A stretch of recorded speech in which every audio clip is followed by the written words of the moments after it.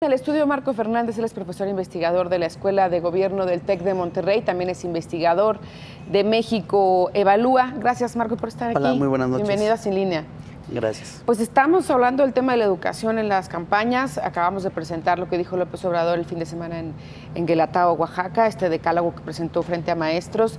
El llamado que hacen hoy organizaciones, ahí estabas tú en la conferencia de prensa donde le preguntan básicamente a López Obrador y a su equipo cuál es en realidad la propuesta educativa, porque la semana pasada les enviaron a ustedes una respuesta sobre el tema que ustedes dicen no es lo mismo que él dice en mítines. Pues no, definitivamente, o sea, el jueves en la noche nos hicieron llegar el documento que contiene las respuestas a distintas preguntas que les planteamos a todos los candidatos y que López Obrador en un principio se había comprometido a ir al evento, luego canceló, pero mandó sus respuestas.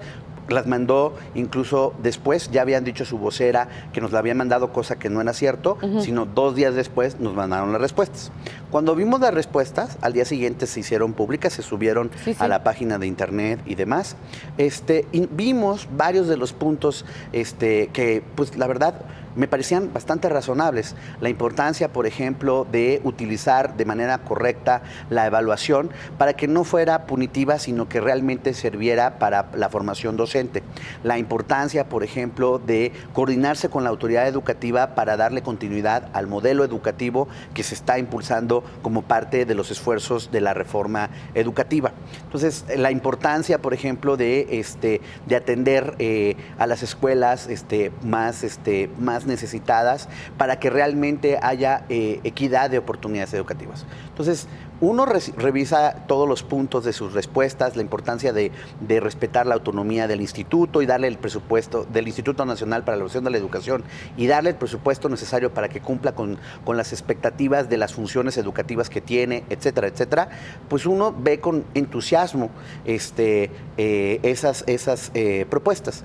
Pero después, 36 horas después, pues con franqueza escucho una postura diametralmente distinta a lo dicho en el documento, lo escrito en el documento. Porque en el documento, digo, por poner un tema central, por ejemplo, Marco, no dice que van a cancelar la reforma educativa. Dice que hay algunas cosas que no están bien, etcétera, etcétera, pero no habla de cancelarla de plano. No, y ahorita no habla de escuchábamos cancelarla. Al diciendo... Habla, por ejemplo, de la importancia de hacer cambios a la ley del servicio profesional docente para ajustar la forma en que se hace la evaluación, pero eso no es cancelar la reforma educativa. Y te digo que en varios de estos puntos, pues uno observa que justo son en el camino, consideramos consistente, de corregir varios de los problemas de los esfuerzos educativos que están ahorita haciéndose como parte de la reforma y que han sido implementados de manera incorrecta. Ahora, la cantidad de cambios que propone el equipo de López Obrador en estas respuestas que enviaron, ¿no es equivalente a cancelar la reforma educativa? No, para nada, para nada. O sea, y el documento está disponible en la página 10 por la educación. Léanlo, ahí está completito el documento, no es interpretación de uno. Claramente todos los puntos en hablar de continuidad del modelo educativo, hablar de respetar la autonomía del instituto y darle presupuesto para poder hacer sus funciones educativas, de utilizar la evaluación para la formación docente, etcétera, nada que ver con después, el sábado, decir que hay que cancelar la reforma educativa. La mal llamada. Que las organizaciones de la sociedad civil, FIFI, no saben nada de educación, que el que recorre el país sí tiene el conocimiento educativo.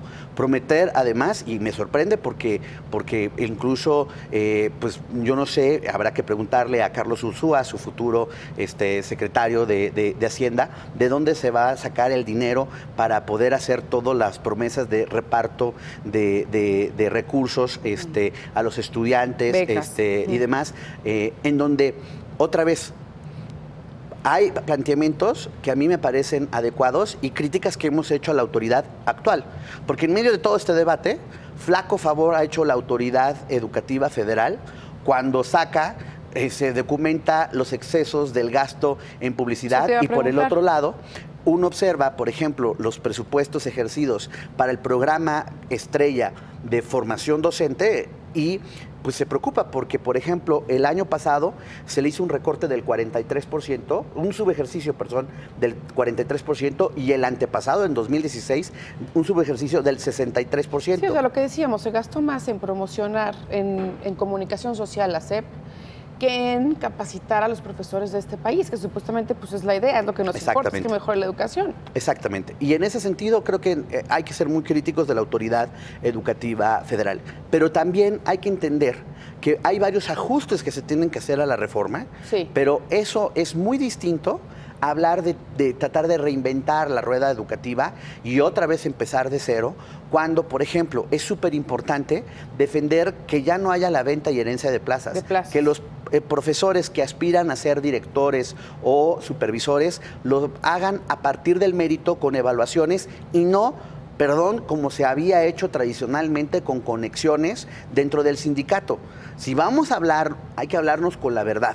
Y esas malas prácticas, yo quiero pensar que no se van a volver a reinstalar, porque justo uno de los problemas del por qué ha sido tan difícil avanzar la calidad de educación en nuestro país es por la corrupción que ha operado al interior del sistema educativo, tolerada por las autoridades educativas en los estados y por la autoridad federal de varias administraciones, incluyendo la anterior y la actual. Para tener una última pregunta, Marco, para terminar.